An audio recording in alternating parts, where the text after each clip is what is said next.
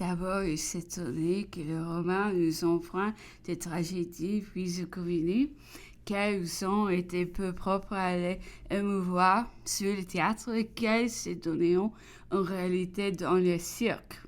Les combats des gladiateurs, disait-il, celui des hommes livrés aux bêtes féroces, étaient bien autrement terribles que toutes nos scènes dramatiques ensemble. Et c'était là, du reste, les seules tragédies, remarquait-il, propres à la trempe robuste aux nerfs d'acier des Romains. Toutefois, les Romains ont, eux, disions-nous, quelques essais de tragédie produits par Sénèque et Saluté par parenthèse présentant une circonstance bien bizarre. C'est que le Chur est prédit distinctement la découverte de l'Amérique, opérée 1460 ans plus tard, un nouveau typhon y est dit, au fond de la terre ira. Dans les siècles à venir, découvrir vers l'Occident des régions éloignées et tout ne sera plus l'extrémité de l'univers. 59. L'empereur était infiniment mieux. En tiré de nous, il paraît des prodiges du début de sa carrière et disait qu'il avait dû créer une grande impression dans le monde. Une telle impression, reprit quelqu'un, qu'on avait été tenté d'apercevoir du surnaturel. Et à ce sujet, il citait une anecdote qui, dans le temps, avait couru les salons de Paris dans un quartier de la capitale où nouvelliste entre, tout à fait effaré, dans un cercle annonçant que Bonaparte vient de périr à l'instant. Il raconte l'explosion de la machine infernale et termine en disant « Les voilà sautés en l'air !» Louis sautait, s'écria un vieil Autrichien qui avait écouté de toutes ses oreilles et qui avait encore présenté tous les cris désespérés dont il avait eu sorti miraculeusement le jeune général de l'armée d'Italie, Louis Sautet. Ah, vous connaissez bien votre homme. Et moi, je vous gage qu'il il se porte mieux que nous tous. Je le connais de longues mains avec toutes ces drôleries. Dans un autre moment, Madame R. des songes de A ayant été mentionnés et quelqu'un ayant dit à l'empereur combien elle avait montré d'attachement pour lui durant son séjour à l'île d'Elba.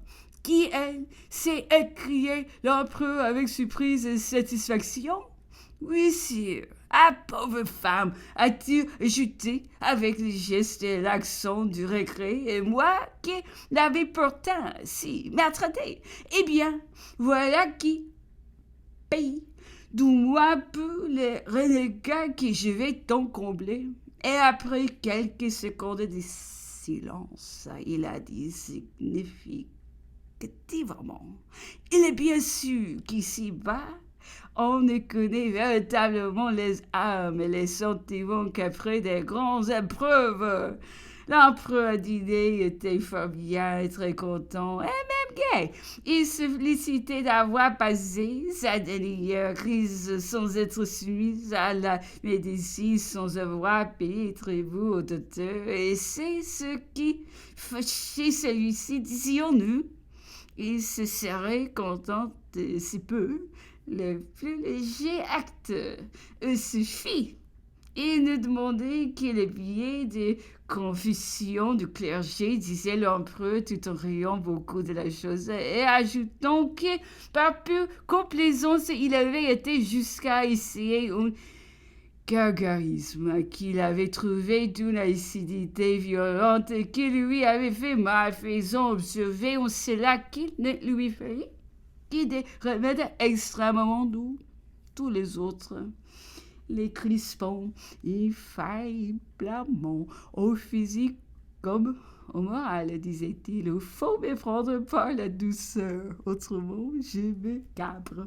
Les queues de la conversation conduit l'empereur encore une fois sur le comtesse impératrice Joséphine et Marie-Louise. Il a multiplié sur elle les détails les plus aimables et les plus circonstanciés étaient terminés par son attache ordinaire, qui eût été les races et tout le charme, notre l'innocence et tous ses attraits. L'empereur détaillait ce que avait coûté la maison, environ 300 ou 400 000 francs, c'est-à-dire tout ce qui vous aidait alors, disait-il, et énuméré ensuite tout ce qu'il pouvait avoir reçu de lui, l'impératrice Joséphine, concluant qu'avec un peu d'autres, et des régularités seulement, elle bien dû lancer peut-être 5 ou 60 millions. Sans gaspillage, disait l'empereur, faisait mon supplice. Calculateur, comme je le suis, il devait être dans ma nature devait mieux donner 1 million que de voir gaspiller 100 000 francs. Il nous racontait comment, étant tombé au jus sans être attendu dans les petits cercles du matin de Joséphine, il avait trouvé une dame professant à la lettre mode et chiffon. Mon apparition subite causa, disait-il, en grand désordre dans la séance académique. C'était une célèbre marchande de mode, une de ces fameuses du jeu à laquelle j'avais fait défendre positivement d'approcher de l'impératrice. Quelle ruinée! Je donnai quelques ordres et le perso est à sa sortie. On s'en empara, elle fut conduite à Bicêtre. Ce fut un grand bruit dans tout Paris, le plus grand des scandales, disait-on. Le bon temps fut de lui rendre visite et il eut à sa porte une fille de voiture. La police vint m'en faire part. Tant mieux, dis-je, vous ne lui avez point fait de mal. Elle n'est point au cachot? Non, sire, elle a plusieurs pièces, elle tient sa rang.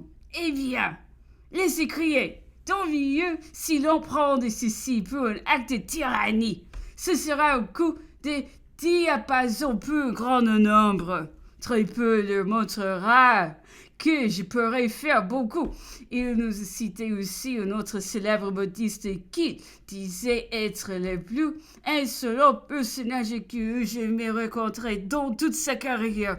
Lui ayant adressé la parole, disait Napoléon, au juge que j'examinais un trousseau de familles fournies par lui, il avait osé m'entreprendre.